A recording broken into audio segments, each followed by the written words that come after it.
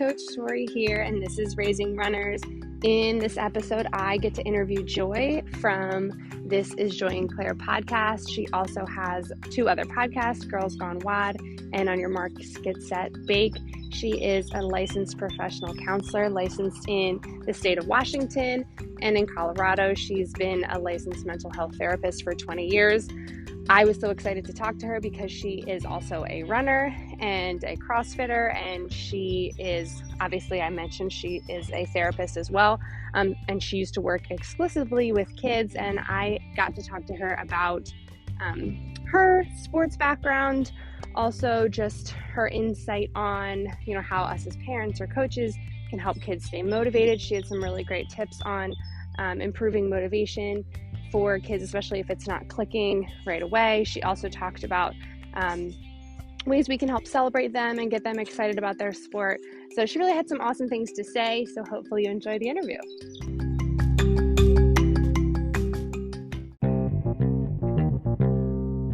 Awesome. Well, I appreciate it. So I guess kind of wanted to start just by, it's weird that I know things about you because I don't actually know you, but so I know you've done CrossFit and functional fitness for a long time, and that you run, and did you just have a race or you have your race coming up? I just had a race last weekend. Well, how was 2 weekends ago. It was great. Yeah. The weather was great. I felt great. I was really nervous because it was my first race. I don't know, before the pandemic was the last time I think I did a race. So really nervous about that, but also it felt really good to be out there running with people. I felt really inspired. And so the first half I ran way too fast. Yeah. Did you sign up with anybody or were you running it by yourself? I was running it for the organization I volunteer with. So Canine Companions, which is a service dog, an agency that provides service dogs to people in need. So I was running for them, which also kind of motivated me because I was a little nervous about it, but it turned out great. Yeah, no, that's awesome. So you run CrossFit. What did you do as a kid? Because I know CrossFit wasn't really a thing when we were all younger. Yeah. Well, I guess it kind of was, but I know if you really think about it, it really was a thing as right, a kid. We just didn't know it. As a kid, it's really funny to think back at the juxtaposition because I was a pretty insecure kid as it relates to sports. I played soccer for a very short amount of time, only because my twin brother played soccer. And so that never really felt like my jam. I think I did maybe one little season of soccer. And then, elementary school into junior high, not really anything else other than just playing on the playground. So I didn't really fit into any kind of sports interests, or I guess I didn't really have sports interests. I was really interested in dance. So I got into dance at a young age in elementary school, which I guess you could say it's a sport, but I think when you're that age, you kind of think of team sports. So started dance, and then in junior high, tried out for the dance team, got on the dance team. And so I was really just doing cheer and dance my entire high school, junior high career. Wow. And then I really didn't get into sports, I guess you could say, running until I was in college, and working out or doing weights or anything of that nature until college. And then of course way later got into CrossFit. Okay, I definitely want to get into the running and CrossFit later in life, but going back to dance and cheer being the only sport that you did, did you feel like that had any impact, either positively or negatively, on how you viewed your sport? Did you feel any kind of pressure because that was the only sport, or was it kind of just this is what I like to do and this is what I'm doing? Yeah, it was the latter. And I think, it was just a different generation too. I'm 44. I think there's a lot of different ways of parenting these days that I see, at least, where kids are kind of put into every single thing and expected to do 20 different sports, and almost over scheduling their children. But the kind of environment I grew up in was just kind of going with what you were interested in. And I just really loved it. But to be fair, I loved it because I was very concerned about being popular. But that was the environment that I was in. It was you have to be accepted. You want to be liked. And I think that's pretty normal for any preteen and teenager, is to want to fit in. So that was my in, because I equated what you see in the movies with popularity. I mean, it sounds so silly to say it now, like looking back, but that's where I was. I was a kid, you know. Right. But at the same time, it's not like I had any interest in playing a team sport. For example, like I know you could say dance and cheer is a team sport, but I'm talking about like the traditional basketball, softball, volleyball, swimming. Even I just like none of that appealed to me, mostly because I hadn't done it enough to feel confident in the sport. And I just couldn't bear the pressure of even trying. I was very like afraid of failing in front of people. And so didn't really gravitate towards that. And not only that, we had some amazing athletes at our school. So compared to them, I was like, no way, I'm not even going to try that. They're way too good. Right. Yeah. No, I can definitely see that. I also never did team sports. So like it's hard to relate to that whole idea of like being Yeah. on a team and God, I the always wish pressure. I could, to be like totally honest. There was a time when there was this one girl, Heather Phelps, if you're out there, God, you're amazing. She played like she was like, I guess what you would classify now, which I also don't agree with this term, but back then it's like a tomboy, where she just was very into every single sport. But I loved how she had a very feminine quality to her too. She was like beautiful and like all the boys loved her, and but she played every sport really really well. But I also know that she like grew up in that family, like her whole family was like a sports family, so of course she was going to be good at everything. But she was like a rock star player in softball and volleyball, and I feel like every single sport she did, she was just like the star in it. So I looked up to her a lot. So Yeah. it wasn't like I was at all like looking down at athletes. I was very jealous of them. I wish I could have been that. Right. It just like wasn't your thing, wasn't your group. Yeah, yeah. I think there's a level of. I always think in the therapy world we say that kids gain confidence from mastering tasks. And so if you can get your kid into something where they feel like they're mastering a task, it continues to build confidence. And I felt pretty confident in dance because I was really good at it. I mean, I was a really good dancer as a kid. I caught on really quickly. I was like remembered choreography very well. Like that was something I naturally mastered.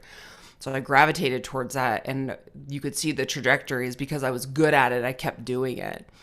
And so if you can kind of like expose your kids to something that they can master, or at least, try and fail but get better at, that is going to build that confidence throughout their lives. And I think that's just really important to look at is like, I just never really put in the time and effort into sports, not because I was like, you know, horrible at it. I just didn't put the time in to like get better at it. But dance was something I kind of like just took to right away, got into right away. And then it was like, off to the races. Yeah. So besides like obviously getting that kind of positive feedback from yourself of like, I'm good at this, I enjoy doing this, like I feel good about myself when I do this, was like I guess how did your parents, if they encouraged you at all? And then if you had an instructor or I think it's a dance instructor, not a coach, Mm-hmm. if you had any specific instructor or any specific qualities of instructors that like really helped to motivate you as well.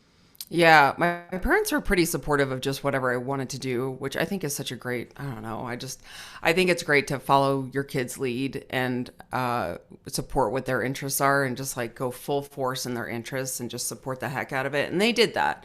It was like, whatever you want to do. And I'm sure they couldn't afford half the stuff that I did with like trips and costumes and cheer outfits and what have you, but they did it for me. And my God, it was like, I will never be able to repay them for that. But as far as coaches go, I had really great coaches in high school for cheer and dance. I mean, to this day, I mean, I'm Facebook friends with them. They have a very special place in my heart.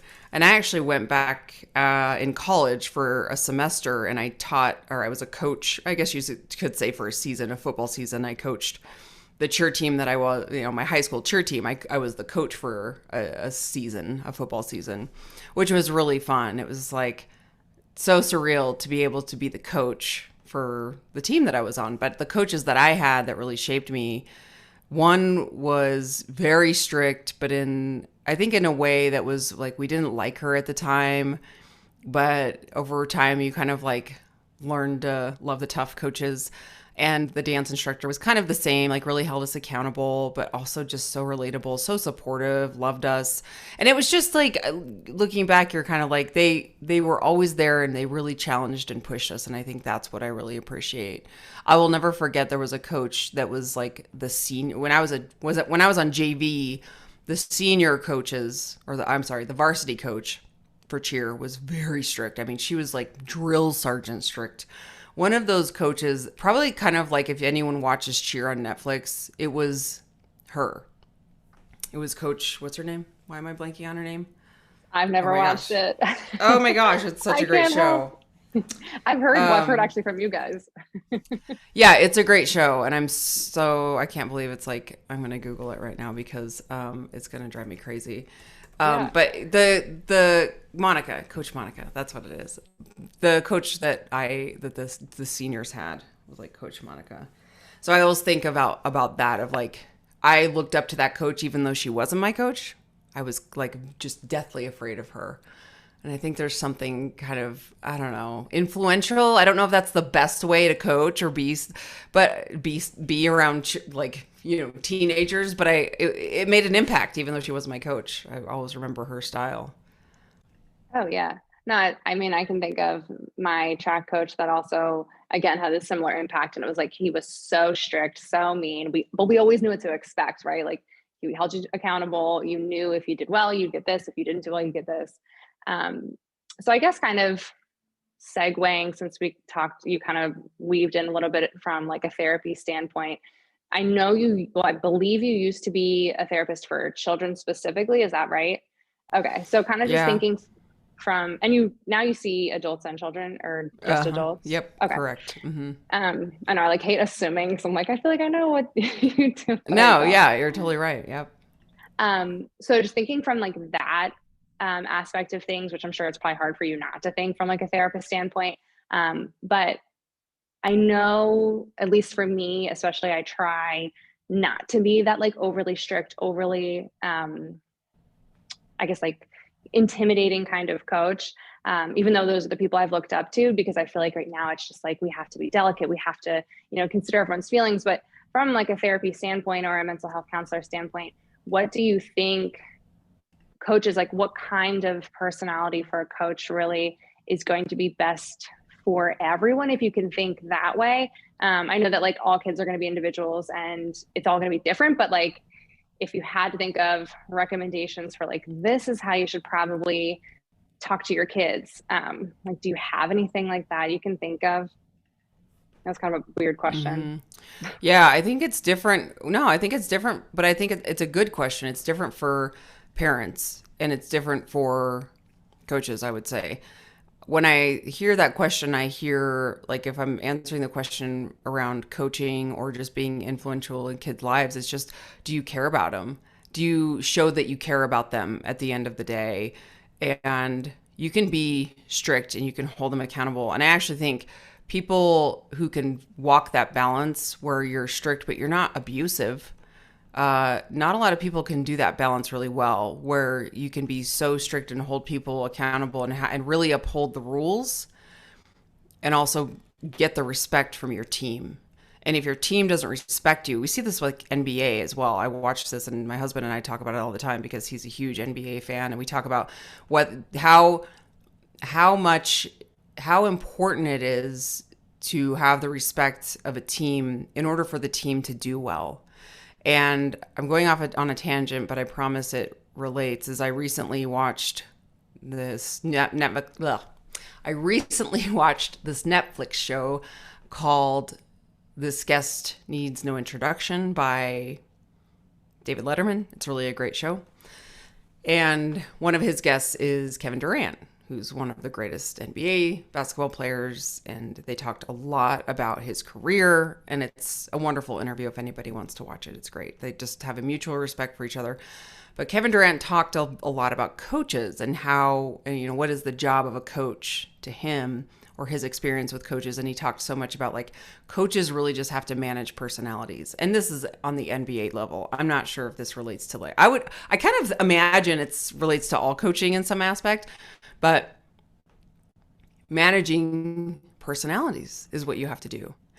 And it's also not unlike just managing a team in a professional setting. But that to me says a lot around how well a coach has to skate the line of being really focused, really strict, but also gaining the respect of your team. Because if you don't have the respect of your team, and I'm not saying they have to like worship the ground you walk on, but just that they understand where you're coming from and that there's like this kind of mutual respect for one another. So now I see like where things can go wrong if the team's not on board with you, how an NBA team could just kind of fall to pieces. So I'm curious about that as it relates to just coaching across the board. And I remember just in speaking from my own coaching experience, whether it be in CrossFit, teaching classes, you just have to move forward with what needs to be done. Like what is the goal we have to accomplish? Right. And aside from that, it's just noise. I can't listen to the drama. I can't get caught up in the inertia. I can't get caught up in the stuff that is like taking us off of our focus. But I also have to treat people as humans, and I'm always going to assume the best in you. So that's all I need to know.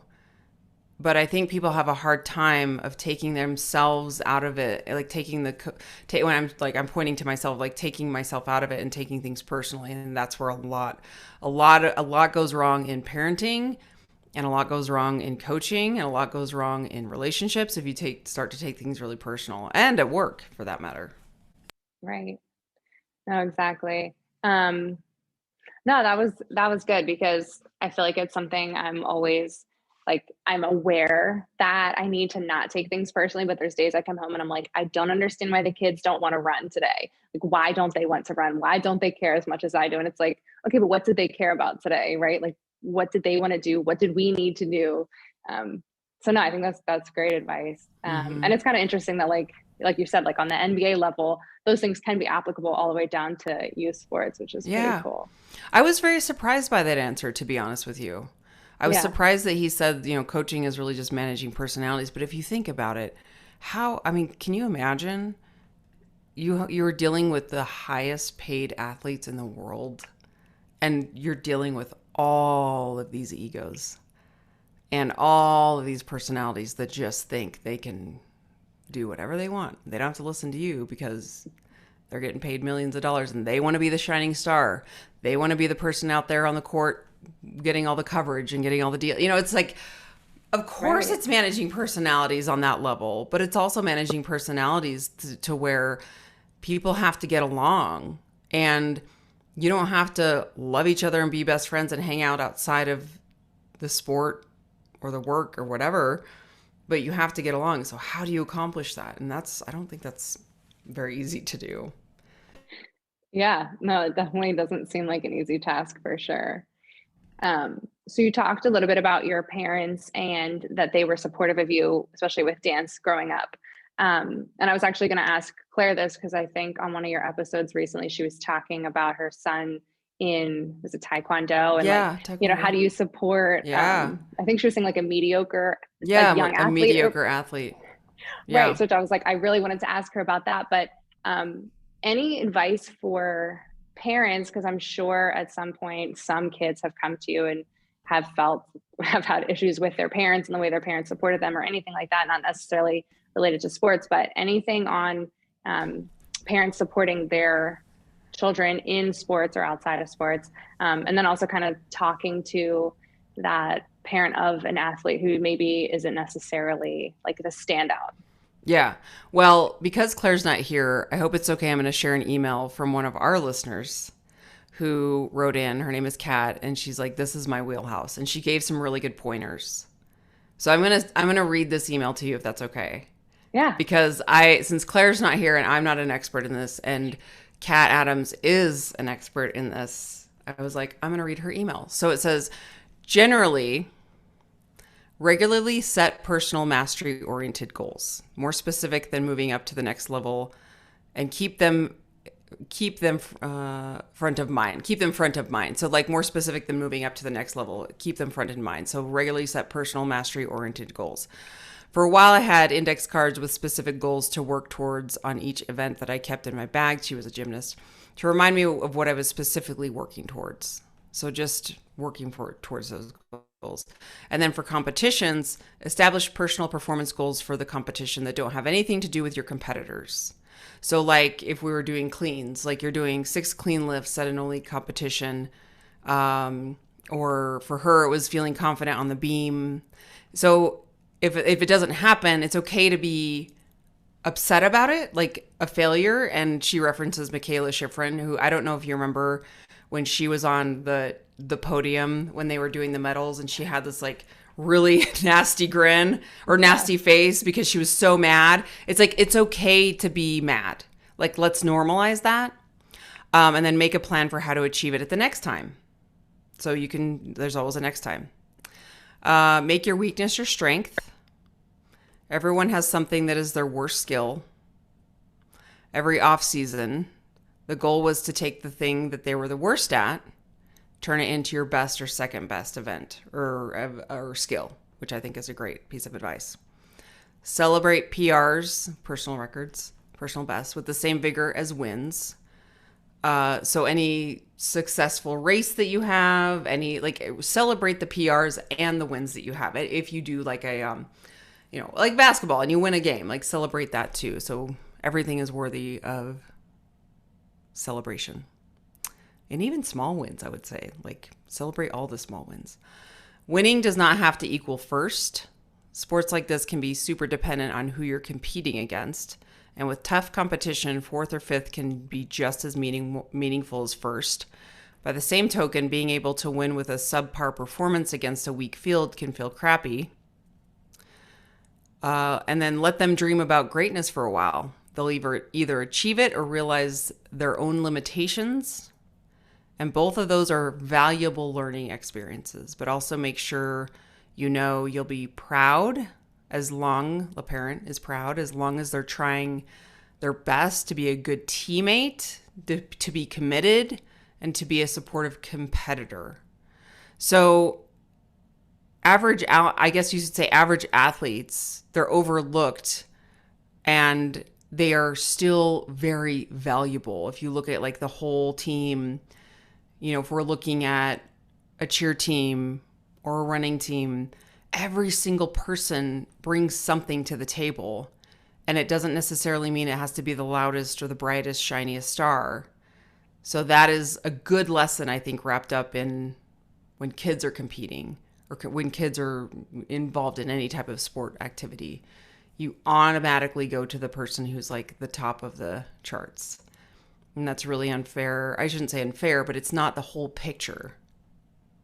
So hopefully that's helpful. Yeah, no, it definitely is helpful. And I'm kind of thinking that, at least in my head, again, I was never a team sport person, so it may be harder for me to understand that way. But like, I'm thinking with running, it's almost set up much easier because they all can have their individual goals. So like, those kids that are kind of in the middle, it's like, but what was your goal? You worked towards that. You did amazing. I'm just kind of thinking like, I guess people who understand like basketball might be like, okay, but you scored a basket today when you don't normally, that kind of thing for like those small wins. Yeah. So like everything as taking those small wins and celebrating it just as much as if you're like doing a PR. Yeah. So really it's just, support, right? Which sounds so easy. It's like, just support your kids, right? And that should be the main thing. It's that, but it's also looking for the lessons within everything that they're doing. So are we thinking in black and white terms of did they win, did they not win? Are they the best or are they going to be last? It's what did you do when you were out there? Were you committed? Were you having fun? Was it fun? And be the best cheerleader. Be the best cheerleader that they're just trying. I mean, when I was in junior high, I actually lied to you because I did do track for like a hot minute. And now that I think about it, I'm like, oh yeah, I did track for a hot minute and I ran the 800. I don't know why. I just did it. Like I didn't really understand the events, but I was like, yeah, sure. The 800 sounds great. And I remember the competition, my first race, I think it was my last race. I don't remember doing it, like competing twice, but I ran so fast because I was terrified of being last that I won. But I mean, I was booking it so hard. And I will never forget, we have a family video of my uncle at this race screaming at the top of his lungs for me. And we laugh so hard about it now because he was like, kick it, like so loud. But I remember being like so worried that I was just going to be last. Like the kid's worried about it. The kid is having anxiety, fear. The kid is experiencing all of those emotions. But still be the cheerleader no matter what, because that's what they'll remember. Right. And I think that's important, is like, don't put your anxiety of their performance onto the child. Like, are they having a good time? If they lose, can you talk about it and process emotions? Can you be like, yeah, we're going to pick ourselves up and get back going? But to not project, and I know that's easier said than done, but to not project your own emotions onto the child and really think like, yeah, they're going through it as well. Yeah, no, that's awesome. That's great advice.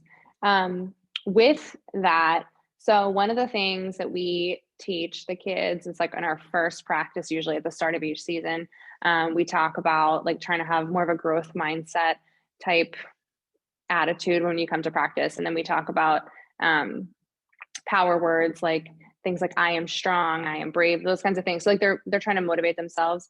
And we still have some kids who often really struggle with like embracing those kinds of ideas. Like they can think like, oh yeah, you told me to think I am strong, but that doesn't mean I actually feel that way. So like besides having them practice, trying to motivate themselves or, think positively or know that they can achieve something, is there, in your opinion, any other ways to do that besides like modeling it yourself, obviously, and then encouraging them and letting them practice, but like anything else they can do to help them kind of have that switch? Because I know we sometimes just have kids who just come in with like a more negative version of themselves with running or sports. Yeah. And kids are not, I mean, we can say positive affirmations, but kids are not going to absorb that as much as adults will. So I would encourage you to to challenge the kids to pick something that they're going to try and master this week, because it goes back to mastering tasks to build confidence. And that is what builds up their esteem. Yeah. And so I would say, what's something that you're like in this email that Kat wrote, like, what is a weakness that you think is a current struggle for you right now? And can we get better at it by, I don't know, maybe time them on something? It could even be a silly challenge of like, what's that? I'm thinking of like the egg carry with the spoon, like on Easter, the like egg and spoon race. Yeah, like doing that. And can you get your time better? Like doing something kind of silly and fun, so it's lighthearted, but we're going to time ourselves to prove that we can get better at something, and that you could master something. Or maybe it's someone who loves to juggle, and like, you know what I mean? Like to pick something that they can measure, because that proof in front of them and that like excitement that everybody gets of like, oh my gosh, you accomplished a goal. The mastering of the task will build the confidence. So I think that would be a better approach that will connect with them a little bit more, as opposed to the mantras that tends to be a little bit more of like people in their 20s really latch on to and start to do a little bit with a little more like it kind of gets it, they internalize that a little bit better. And kids, like, positive talk is great, don't get me wrong, but I'm thinking if you want something super impactful, is like work on that actual lived experience of doing something that you can show for it. Like, this is something that you did. And maybe you give a silly award, or maybe, make it make it a game, make it fun. Yeah, no, I love that, because I often I'm like, why does it not, like, sometimes, there's kids who just really love whatever you're telling them to do, and they like really latch onto it, and they're like, this is great, yes, and they run around, I am brave, and all that stuff, right? And then, you see those kids who it just doesn't resonate with. And that kind of leads into, we talk about goal setting as well. And there was a time where I was like, all right, guys, we need to be setting aggressive goals, because it's going to help you push yourselves. And then there was one kid who was just like, well, don't we need to be setting easy goals so that we actually are achieving them and then we feel better about ourselves? And I'm like, duh, Tori, yes. Like, there are definitely times where we need to be able to set a goal, achieve it, know we can do it. So no, that was like a great reminder of like different ways to use those strategies. It's right on. Yeah. Yeah. No, that's awesome. And then, because I had said forever ago that I wanted to get back to talking about CrossFit and running. So you started that as an adult. Was that just like something that piqued your interest? Or, was there a different motivation to getting involved in either one of those things? Well, sadly, running was always a goal for me because it was like the touted workout that will make you lose weight. When I was in college, I was real concerned about my weight. And so I ran a lot, I exercised a lot in college, and running just was something that I actually started to enjoy. Just kind of going around my city and, listening to music and whatever. It was a nice outlet for me when I was in college. And then when I was in graduate school, a good friend of mine in graduate school was like, we should run a race together. And I'd never really considered doing a race. And she got me into racing, like half marathons. She goes, we should go to do the Disney marathon I think we ran the marathon. Yeah, I think it was the marathon. So we ran a marathon together, and then I got into half marathons. Like we really got into racing together. So she was kind of like my gateway to going into actual races. And I fell in love with it. And that was kind of my jam for a long time. And then so fast forward to, I'd been doing running for a good 10 years, 8 years, and then found CrossFit. And CrossFit was really new. This was in the days before CrossFit gyms were on every corner. Found a CrossFit gym in my neighborhood, called them, started CrossFit, loved it. I was doing CrossFit style workouts with a small group at my work, my previous place of employment.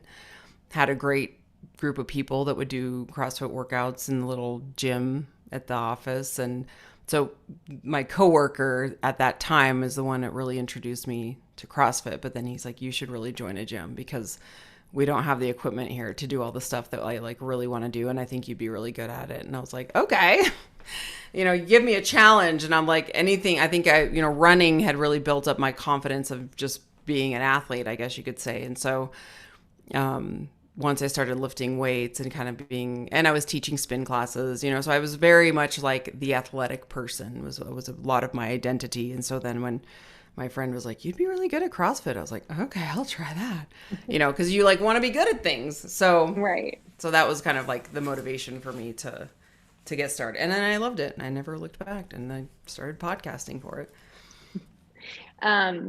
So I guess not recently at this point, but you did have, I'm not going to get too into your personal life, but you did have a health setback that took you out of doing a lot of those physical things that you liked. Would you be okay talking about just like what was your initial motivation to get back into it? If it was just like, this is what I used to do, or this is who I used to be, or was it just like, I need to get to do something I love, or kind of just talk about that a little bit?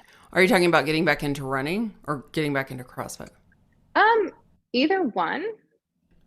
So yeah, because I haven't really gotten back into CrossFit yet. It's definitely on my mind to get back into, just for a variety of reasons. So that's like on the horizon for sure. But in fall of 2020, I was diagnosed with Graves' disease, which is basically your thyroid is on crack. Really just having a heyday in your body and everything is haywire. And so I had to stop a lot of the exercise routine that I was doing because it was really stressing out my body. And so had to stop running, had to stop doing anything that was like super intense, including CrossFit. And that was really hard for me, but I ended up healing from that and getting better. And I slowly kind of picked back up. And I do love running and cardio. Like everyone, I don't really care about the fitness trends of like what you should or shouldn't be doing to gain the most muscle mass or whatever. Like, I know that that's like probably important to pay attention to, but I just don't care. Like I really just enjoy running. I really enjoy lifting weights, so I kind of just gravitate towards like what I like to do. So I slowly picked running back up, and I kept I still keep my like, I pay attention to my symptoms. So I watch my heart rate. If my heart rate's high throughout the day, which it hasn't been, but I like always watch my heart rate. I watch my resting heart rate when I'm sleeping to make sure that my resting heart rate's never climbing back up, because that was one of the main symptoms I was experiencing when I had Graves' disease. Was my resting heart rate was off the charts, like insane. And so I keep an eye on that to make sure that it's not like coming back. I always have that fear. But that was the thing where I was like, I knew the reason why I got Graves' disease was because I was in a really horribly toxic job that was causing me so much stress that I got sick. And then the exercise that I was trying to reduce my stress from the job was just making me sicker. And so it was this like horribly vicious cycle. So my theory now is like I can exercise the way I want again within reason. I'm careful. I'm like not doing really intense CrossFit WODs every day. I'm balancing it much more, which is good. But, you know, I just had to realize like I really like working out. And I think now that the stress of that job is gone, I can work out to just fuel and feel good.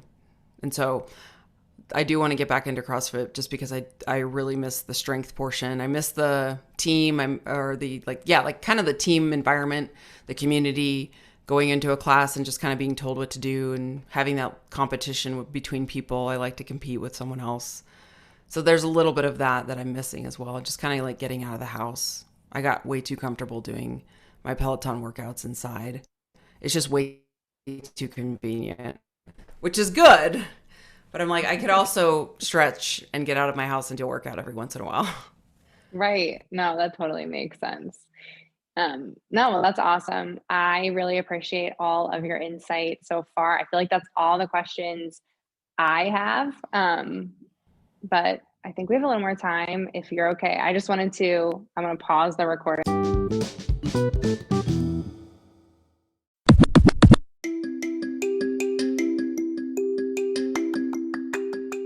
So that wraps up the interview. I wish I had more time to talk to her because she is so amazing. Really had some awesome insight on mental health for kids, how us as parents and coaches can help with that. Just more great information about running and how sports have changed over the years, and you know how coaches, how they can really be inspirational. So much awesome information from her. It was great getting to talk to her as well. This is going to be the start of an interview series I'm doing for the next month or so, interviewing parents, coaches, therapists, teachers, dietitians, anybody that can really offer some good insight for how we can continue to help our young athletes mentally and physically so that they can feel the best and perform the best. So that's really all I have. Happy Global Running Day. Hopefully you can get out and get a run in.